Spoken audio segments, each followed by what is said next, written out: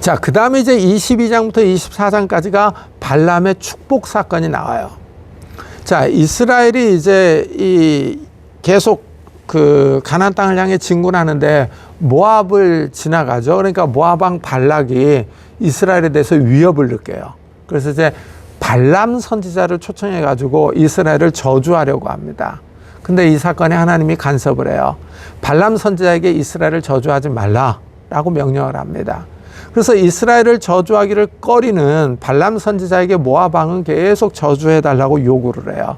마침내 발람이 모압의 사자들을 따라 나섭니다. 그러니까 하나님이 나귀의 입을 열어서 발람에게 경고하시죠. 그러면서 하나님이 주시는 말만 하라 하고 명령을 합니다. 그래서 보면은 이제 이 발람의 예언이 4차례에 걸쳐서 나타나요.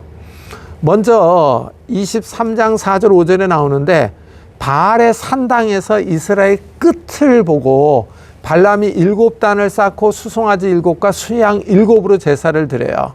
그러니까 이제 하나님이 임하셔서 말씀을 주세요. 이 발람 선지자는 이스라엘을 저주하지 못하고 축복하죠. 그는 하나님이 저주하지 않은 자를 저주할 수 없다라고 말을 합니다. 그 다음에 두 번째, 이제 발람의 예언 후에 발락이 이제 장소를 옮겨서 다시 이스라엘을 저주해달라라고 요청을 해요. 그러니까 발람은 비스가 정상에서 다시 제사를 드려요.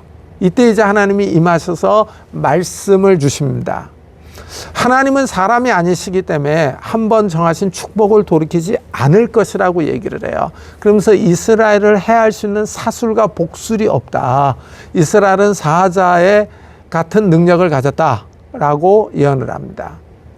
그 다음에 이제 세 번째 예언은요, 다시 또 이제 장소를 옮겨요. 그래서 부올상 정상에서 이스라엘을 저주해달라라고 요청을 합니다. 이 발람이 제사를 드리자 이번에는 하나님의 영이 발람에게 임합니다. 이스라엘의 축복받은 상태를 말하면서 이스라엘을 축복하는 자는 복을 받고 저주하는 자는 저주를 받을 것이다 라고 얘기를 해요. 이제 3차례에 걸쳐서 이 모압 왕은 발람 선지자를 통해서 이스라엘을 저주하려고 했는데 발람은 하나님이 주시는 말로 이스라엘을 축복했어요.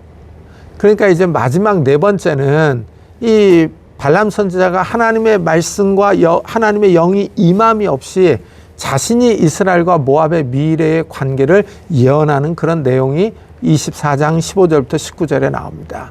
그래서 이 발람 선지자 사건은 이 복과 저주가 중요한 주제로 나타난다라고 말씀할 수 있습니다. 참, 그러면서 하나님께서 아브라함에게 복을 주셨죠. 이 아브라함에게 이 복을 주신 것 같이 그의 후손 이스라엘에게도 하나님께서 복을 주실 것을 약속하고 있는 이런 모습이 나옵니다. 그 다음에 이제 바알 부올이 사건이 나와요. 25장에서요. 이 바알 부올 사건이라고 그러는데 바알은 신의 이름이고 부올은 장소 이름이에요. 그래서 이 바알 부올은 벳부올로도 불리기도 했어요. 신명기 3장 29절에 나와요. 이 바알은요, 이 비와 다산의 신이에요. 그래서 이 우가릿 문헌에 보면요, 바알은 땅의 주 또는 땅의 왕자 또는 구름을 타는 자 이렇게 불려요. 그래서 이 바알이 죽임을 당하는데 다시 생명을 얻는 부활의 신으로 나타납니다. 이 이스라엘이 바알 부올 사건에 얽매이게 된 것은요, 모압 여자들과 성관계를 맺음으로 시작이 돼요. 이 모압 여인들이 자기들 신에게 제사를 드릴 때 이스라엘 사람들을 초청합니다. 그래서 이스라엘 사람들이 그들과 함께 음식을 먹고 그들의 신을 섬겨요. 그러니까 이스라엘은 여호와 하나님만을 섬기기로 언약을 맺었는데 하나님을 배반한 거죠. 이 사건으로 하나님이 진노합니다. 그러면서 바알 부올에 가담한 자들을 다 죽이라 라는 이 심판이 임해요. 이스라엘이 이제 이 고통이 하나님의 심판으로 고통이 극심한데 시므온의 한 족장인 시므리가 미디안의 한 여인과 함께 그의 장막으로 들어가요. 그러니까 제사장 비느하스가 그것을 보고 뒤따라 들어가서 창으로 둘을 갖다가 찔러 죽입니다. 이 일로 인해서 이스라엘에 임한 연병이 그쳐요. 그러니까 하나님이 비느하스의 행동을 보고 내 질투심으로 질투했다라고 얘기를 해요. 그러면서 하나님이 비느하스와 평화의 언약을 맺어요. 영원한 언약을 맺는데 비느하스와 그의 후손이 이 제사장 직분을 계속 할 수 있는 언약입니다. 자, 그리고 나서 이제 26장에 두 번째 인구조사가 나와요. 지파별로 20세 이상으로 전쟁에 참전할 수 있는 남자들을 갖다가 세는 거죠. 이제 모압 평지에서 이 두 번째 인구조사가 실시된 거예요. 그래서 인구조사 숫자가 60만 1730명이에요. 가장 많은 지파는 유다고 가장 적은 지파는 시므온이에요. 22,200명이에요. 1차 인구조사보다 37,100명이 줄어들어요.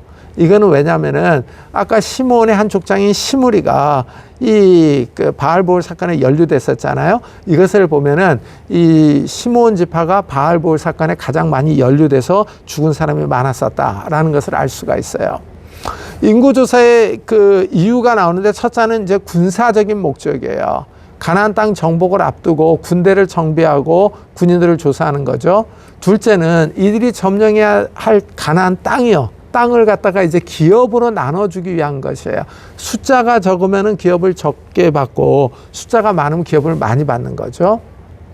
자, 이래서 이제 2차 인구조사가 이루어졌는데 1차 인구조사 때 계수된 사람들은 다 죽죠. 그 가운데 이제 여호수아, 갈렙, 모세만 살아남은 거죠. 완전한 세대 교체가 이루어지는 겁니다. 그 다음에 이제 27장에 기업의 땅이 나오는데 슬로보앗의 딸들이 나와요. 이 므낫세 지파 슬로보앗은 아들이 없이 5명의 딸들만 두고서 죽었거든요. 그러니까 이 슬로보앗 가정은 아들이 없어서 이스라엘 내에서 기업의 땅을 받지 못해요. 그러면서 슬로보앗의 이름이 이스라엘 내에서 사라져 갈 겁니다. 그러니까 이제 이런 이유로 딸들이 아버지의 기업을 자신들에게 달라라고 요청을 합니다. 그래서 모세가 이 사건을 어떻게 처리할 줄을 몰라서 하나님께 물어봐요. 그러니까 이제 하나님께서 슬로보앗의 딸들의 말을 인정해 주죠. 그러면서 슬로보앗의 딸들에게 기업을 줄 것을 명령합니다. 자, 슬로보앗의 경우와 같이 아들이 없는 가정이요. 아들이 없는 가정은 그 기업의 땅을 어떻게 할 것이냐는 거야. 아들이 없으면은 딸들에게 우선권이 있는 겁니다. 딸들이 그 기업의 땅을 취할 수 있어요. 딸도 없으면은 그 기업의 땅은 형제들이 취할 수 있어요. 그러니까 형제들도 없다면은 아버지의 형제들이 그 땅을 취할 수 있는 거죠. 그래서 아버지의 형제들도 없으면은 가장 가까운 친척이 그 기업의 땅을 받을 수 있는 겁니다. 자, 그러면서 이제 여호수아가 이제 모세의 후계자가 됩니다. 이제 옛세대 지도자 가운데 모세만 아직 생존해 있거든요. 그러니까 아바림 산에 올라가서 하나님이 주신 가나안 땅, 약속의 땅을 바라보라 그러죠. 그러면서 모세도 죽어서 조상들에게 돌아가라라고 말합니다. 자, 그러니까 이제 모세가 이제 지도자를 세워달라라고 요청을 하니까 이제 이 여호수아를 세우죠. 그래서 이 여호수아가 온 회중 앞에서 지도자로 취임식을 하는 모습이 나와요. 그리고 나서 이제 28장, 29장에서는 이스라엘의 절기를 말하는 절기력이 나와요. 그러니까 각 절기 때 이스라엘이 하나님께 어떤 방법으로 제사를 드려야 하는가 하는 것들을 설명을 해요. 그리고 나서 이제 31장에 미디안과 전쟁이 나옵니다.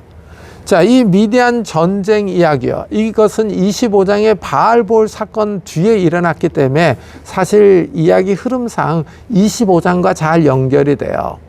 이 하나님이 모세에게 이스라엘의 원수를 미디안에게 갚으라고 명령을 하죠. 미디안과 전쟁을 수행 후에 모세는 조상들에게 돌아갈 것이라고 해요. 그러니까 모세의 마지막 군사적인 임무죠. 자, 여호와는 미디안에게 이스라엘의 원수를 갚으라고 합니다. 바알보올 사건 때 미디안의 지휘관 수르의 딸 고스비가 깊이 연루되었거든요. 그래서 고스비의 이름이 거론된 것을 보면은 모압 백성보다는 미디안 백성이 이 일을 주도적으로 했던 것 같아요.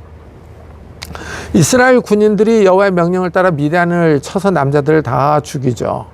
근데 이때 이제 발람 선지자도 함께 죽죠. 이것을 보면 발람 선지자가 자기 고향에 돌아가지 않고 이 모압 남아가지고 일을 꾸몄다라는 것을 알 수 있죠. 그래서 이 바알본 사건을 갖다가 이 발람이 이 조언을 해준 것이다. 이렇게들 얘기를 하죠. 자, 그 다음에 이제 32장에서 이 르우벤 갓지파가 요단 동편의 땅을 요구를 합니다. 자, 이제 새로운 세대가 이 요단 동편의 땅을 갖다가 점령을 했잖아요. 근데 르우벤 지파와 갓 지파가 가축이 많아요. 그들이 보니까 요단 동편의 땅이 목축하기에 좋거든요. 그래서 이 땅을 기업으로 달라고 요구를 하면서 자기네들은 요단강을 건너가지 않게 해달라. 이렇게 얘기를 해요. 그러니까 이제 모세가 이 말을 듣고 그들을 책망하죠. 이 다른 이스라엘 형제들을 낙심하게 하며 약속의 땅으로 건너가지 못하게 할 것이라고 꾸짖습니다.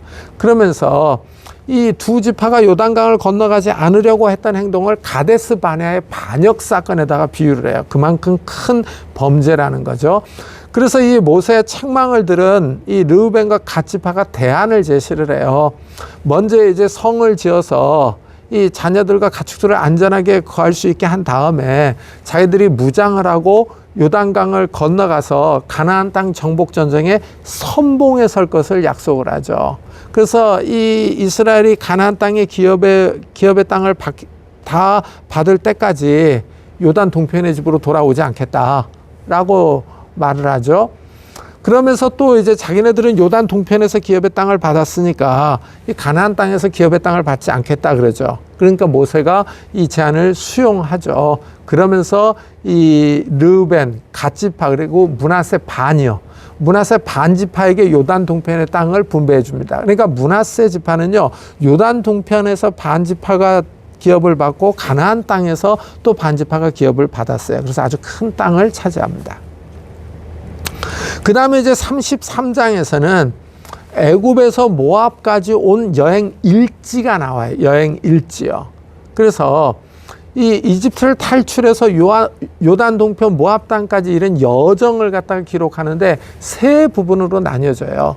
이집트의 람셋에서 시내 광야까지, 그리고 시내 광야에서 가데스까지, 그리고 가데스에서 모압 평지까지 나눠지는 모습을 볼 수가 있어요.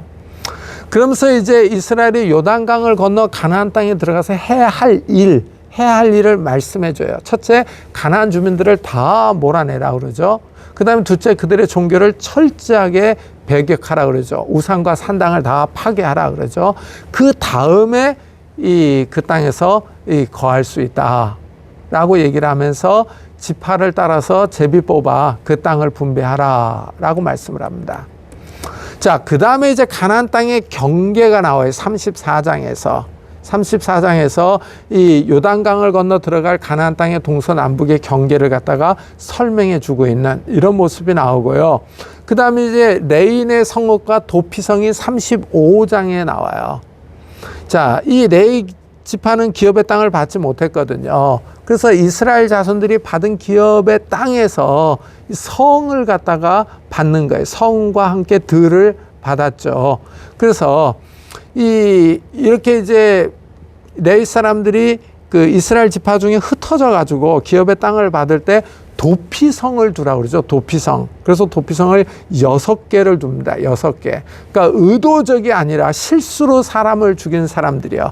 이 사람들이 도피성에 피해서 살 수 있도록, 그래서 이 도피성에서 안전하게 살면서 정당한 이 판결, 재판을 받을 수 있도록 하는 성이죠. 그래서 이 도피성은 모두 6개인데 가나안 땅에 3개가 있고 요단 동편에 3개가 있습니다. 그 다음에 이제 이 민수기 마지막 장은 슬로보앗의 딸들의 결혼 문제가 나와요. 36장에서.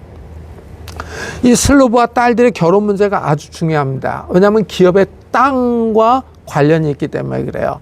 그러니까 이 슬로보앗의 딸들이 누구에게 시집 갈 것이냐 하는 거예요. 왜냐하면 이들이 시집 가면 그 땅이 딸려 가잖아요. 함께 가잖아요. 그러면은 이 므낫세 지파요. 므낫세 지파는 기업의 땅이 줄어들잖아요. 줄어들어요. 그러니까 이제 므낫세 지파에서 이 문제를 제기를 한 거예요. 이들이 시집 가는데 다른 지파에게 시집 가면 우리 이 므낫세 지파의 기업의 땅이 줄어든다 이거죠. 그래서 이제 이 여호와께서 이 문제를 들으시고 므낫세 자손들의 말도 옳다라고 인정을 해주죠.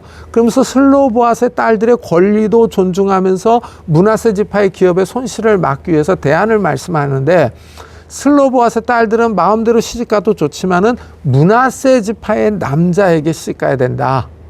그래야 므낫세 지파의 기업의 땅이 보존될 수 있다라고 얘기를 합니다. 이러면서 이제 민수기가 끝나죠.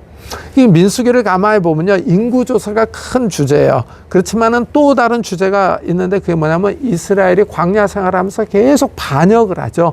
그 반역하는 게 아주 큰 주제입니다. 그래서 이 가데스 바네아에서의 그 사건이 반역의 정점에 올라가요. 그래서 이 민수기를 읽는 독자들에게 광야 세대의 실수를 되풀이하지 않을 것을 촉구하는 거예요. 그러면서 하나님은 이스라엘의 반역과 죄에도 불구하고 자신의 백성을 버리지 않는다라는 것을 보여주시죠. 하나님은 이스라엘과 약속을 지키시며 광야의 모든 여정에서 그들을 인도하시며 그들의 필요를 채워주신다라는 것을 보여주는 게 민수기입니다.